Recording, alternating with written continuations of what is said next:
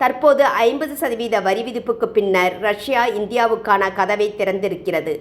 இந்தியாவில் இருந்து ஜெம்ஸ், நகைகள் ஆகியவற்றை இறக்குமதி செய்வதற்கு ஒப்பந்தம் செய்துள்ளது.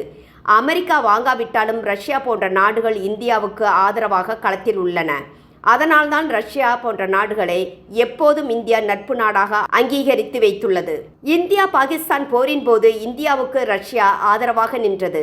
1971 நடந்த போரின் போது பாகிஸ்தானுக்கு அமெரிக்கா அளித்த வெளிப்படையான ஆதரவு அணு ஆயுத போர்க்கப்பலை நிறுத்தியதை யாரும் மறந்துவிட முடியாது. இந்தியாவுடனான சிந்தூர் மோதலுக்கு பின்னர் 2வது முறை வாஷிங்டனுக்கு சென்று திரும்பி இருக்கிறார் பாகிஸ்தான் ராணுவ தளபதி அசிம் முனீர். அசிம் அமெரிக்காவில் பேசும்போது அணு ஆயுத அச்சுறுத்தல்களை இந்தியாவுக்கு விடுத்திருந்தார். இந்தியாவும் தக்க பதிலடி கொடுத்து இருந்தது. பாகிஸ்தானுக்கு ஆதரவாக ட்ரம்ப்பும் பேசினார். ஆனால் அதற்கான பலன்களை அனுபவித்துக் கொண்டே இருக்கிறார். அமெரிக்க விவசாயிகள் சாலையில் இறங்கி போராடி வருகின்றனர்.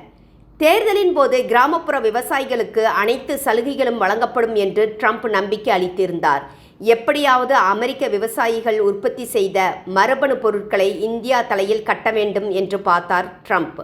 ஒருபோதும் நடக்காது என்று பிரதமர் மோடி இன்று வரை பதிலடி கொடுத்து வருகிறார். இந்திய விவசாயிகளின் நலன் காக்கப்படும் என்றார் மோடி.